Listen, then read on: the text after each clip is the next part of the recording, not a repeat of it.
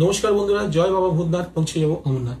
জয় বাবা ভূতনাথ, পৌঁছে যাব অমরনাথ। আজকের ভিডিওর বিষয়বস্তু কিন্তু সম্পূর্ণ আলাদা। আজকের কোনো হসপিটাল নিয়ে কথাবার্তা বলবো না। আজকের যে বিষয় নিয়ে কথা বলবো সেটা কিন্তু খুবই গুরুত্বপূর্ণ। যারা আমার ভিডিও আজকের প্রথমবার দেখছেন তারা কিন্তু ভিডিওটি স্কিপ না করে সম্পূর্ণ দেখবেন।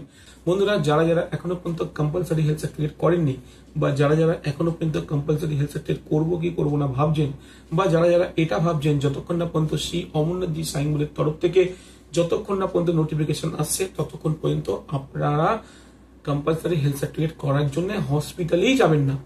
এই রকম যাদের চিন্তা ভাবনা আছে তাদের উদ্দেশ্যে বলছি এবং তাদের জন্যই এই ভিডিওটি করা। দেখুন, আপনারা সবাই জানেন 14 এপ্রিল থেকে কিন্তু শুরু হয়ে যাবে অমরনাথ যাত্রার রেজিস্ট্রেশন। আর এই অমরনাথ যাত্রার রেজিস্ট্রেশন করার জন্য আপনার কাছে কিন্তু কম্পালসারি হেলথ সার্টিফিকেট দরকার। যে দিনটাই আমি ভিডিও করছি সেই দিনটা হচ্ছে 29শে মার্চ। আজকের 29শে মার্চ, 30শে মার্চ হচ্ছে রবিবার, 31শে মার্চ হচ্ছে সোমবার। তো মোটামুটি রবি সোম দুদিন চলে গেল। তো মাঝে পড়ে রইল 1 তারিখ, 2 তারিখ, 3 তারিখ, 4 তারিখ, 5 তারিখ, 6 তারিখ, 7 তারিখ, 8 তারিখ, 9 তারিখ, 10 তারিখ, 11 তারিখ, 12 তারিখ, 13 তারিখ। 13 তারিখ মানে 13 দিন আমার কাছে আছে। আর এই 13 দিনের মধ্যে দুটো রোববার বাদ দিলাম, তাহলে আমার কাছে রইল হচ্ছে 11 দিন।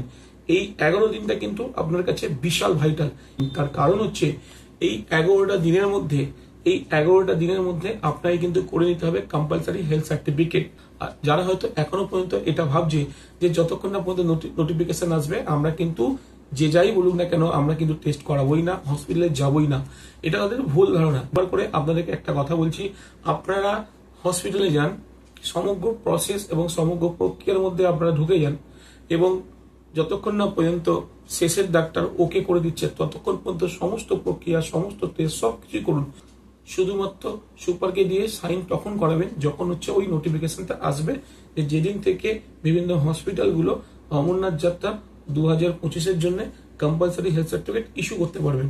শুধু ওই সুপারের সিগনেচারের জন্যই অপেক্ষা করুন, বাকি সমস্ত টেস্ট করে নিন। তার কারণ হচ্ছে দেখুন, যখন আপনি 1 তারিখ মঙ্গলবার হসপিটালে যাবেন, হয়তো মঙ্গলবার হসপিটালে গেলেন, সেখানে একটা টিকিট করলেন, টিকিট করার পর মেডিসিন ডিপার্টমেন্ট গেলেন, সে হচ্ছে অনেকগুলো টেস্ট দিল, সেই টেস্টগুলো হয়তো হসপিটালে করছেন।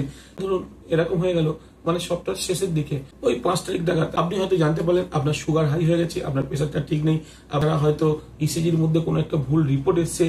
এই সব কিছু জানার পর আপনি একদম হতভম্ব হয়ে যাবেন। তবুও কিন্তু আপনার কাছে একটা সপ্তাহ টাইম থাকবে, মানে ওই 7 তারিখ থেকে 14 তারিখের মধ্যে যে সপ্তাহটা আছে, যে কদিন দিন আছে, সেই কটা দিন টাইম পাবেন। ওর মধ্যে আপনারা ওষুধ খেয়ে রিকভার করে আবার আপনি হসপিটালে গিয়ে আবার আপনি 14 তারিখের আগে কম্পালসারি হেলথ সার্টিফিকেট পাওয়ার একটা সুযোগ থাকবে। কিন্তু আপনারা যারা ভাবছেন যেদিনকে শুরু হবে যাত্রা পারবেন তার 1 সপ্তাহ আগে যাবো, তাহলে কিন্তু আপনারা 1 সপ্তাহ আগে যান, কোনো অসুবিধা নেই। সেখানে হয়তো টেস্ট বাইরে থেকেও করে নিয়ে আসবেন, তাতেও কোনো অসুবিধা নেই। হয়তো আপনি যেদিনকে যাবেন সেদিনকে হয়তো সুপার নেই, হয়তো আপনি যেদিনকে যাবেন সেদিনকে হয়তো ওইখানকার যে মেডিসিন ডাক্তার সে নেই, হয়তো আপনি যেদিনকে যাবেন সেদিনকে হয়তো 2টো ডাক্তার আছে আর 2টো ডাক্তার নেই। এরকম করে করে করে করে যখন হচ্ছে লাস্টের 12 তারিখে আপনি যখন জানতে পারবেন যে আপনার হচ্ছে শরীরে এমন একটা কোনো অসুবিধা আছে, সেখানে হয়তো 2-4 দিন ওষুধ খেলে আপনি হয়তো রিকভার করতে পারবেন। তো ডাক্তার সেটা লিখে দিল, তারপরে মোটামুটি 13 তারিখ, 14 তারিখ, 15 তারিখ ছুটি, ধরুন 16 তারিখে আপনার ডেট দিল, 16 তারিখে আপনি গেলেন আর কম্পালসারি হেলথ সার্টিফিকেটটাও আপনি ওই হসপিটাল থেকে পেয়ে গেলেন। কিন্তু 14-15 তারিখ অনলাইনে খোলা, অনলাইন কিন্তু বুক হয়ে যাবে প্রথম দিকে। আর 16 তারিখে যখন আপনি সার্টিফিকেটটা পাবেন, তখন যখন আপনি ব্যাংকে যাবেন, গিয়ে দেখেন প্রচুর লম্বা লাইন। মানে এই ব্যাংকে যারা যাবে তারা যদি 3 তারিখ, 4 তারিখ, 5 তারিখ বুক করে নেয়, তাহলে কিন্তু আপনি পেলেন না 3 তারিখ, 4 তারিখ, 5 তারিখ। তো বন্ধুরা, আপনাদেরকে একটা কথা বলছি, যারা এখনো পর্যন্ত কম্পালসারি হেলথ সার্টিফিকেট করার জন্য বিভিন্ন হসপিটালে হচ্ছে কি হচ্ছে না সেটা হয়তো জানেন না, আমি একটা লিস্ট আপনাদেরকে শেয়ার করছি। সেই লিস্টটা নেবেন, সেই লিস্টের মধ্যে পশ্চিমবঙ্গের 85 নম্বর হসপিটাল যেখানে যেখানে এবছর কম্পালসারি হেলথ সার্টিফিকেট দেওয়া হবে সেটা থাকবে, এবং তার সাথে তার ফোন নাম্বারও থাকবে। আপনার দরকার পড়লে ওই ফোন নাম্বারে ফোন করে জিজ্ঞেস করে নেবেন যে আপনাদের হসপিটালে কি কম্পালসারি হেলথ সার্টিফিকেট দেওয়া হচ্ছে কি হচ্ছে না। যদি কেউ ফোন না তোলে, কোনো কিছু চিন্তা ভাবনা করার দরকারই নেই, স্টেট চলে যাবে হসপিটালে, গিয়ে সুপারের ঘরের সামনে গিয়ে জিজ্ঞেস করবেন এখানে কম্পালসারি হেলথ সার্টিফিকেট দেওয়া শুরু হয়ে গেছে কিনা। তো বন্ধুরা, এইটা কিন্তু আপনারা অতি অবশ্যই করবেন। আপনারা বসে থাকবেনই না, আপনারা কিন্তু আপনারা যারা এখনো পর্যন্ত হসপিটালে না গিয়ে বসে আছেন, কেউ হয়তো আপনাকে বলে দেবে যে ভাই ওইখানে কম্পালসারি হেলথ টেস্ট শুরু হয়ে চল গিয়ে হেলথ সার্টিফিকেট করি, বা কেউ আবার আপনাকে বলবে নোটিফিকেশন যতক্ষণ না আসবে করবি না। এই ভুলটা একদম করবেন না। একটা ভুলের জন্য কিন্তু আপনার একটা বছর নষ্ট হয়ে যেতে পারে। যদি মনে হয় আপনার বুঝতে কোনো অসুবিধা হচ্ছে, নিচে আমার ফোন নাম্বার আছে, আপনি আমাকে ফোন করতে পারেন। বারবার করে আপনাদেরকে রিকোয়েস্ট করছি, আমার ভিডিওটা দেখা মাত্রই যদি আপনি এবছর অমরনাথ যাবেন বলে ঠিক করেছেন, তাহলে কিন্তু আপনার নিকটবর্তী যে হসপিটালে কম্পালসারি হেলথ সার্টিফিকেট হচ্ছে সেই হসপিটালে গিয়ে খোঁজ নিন।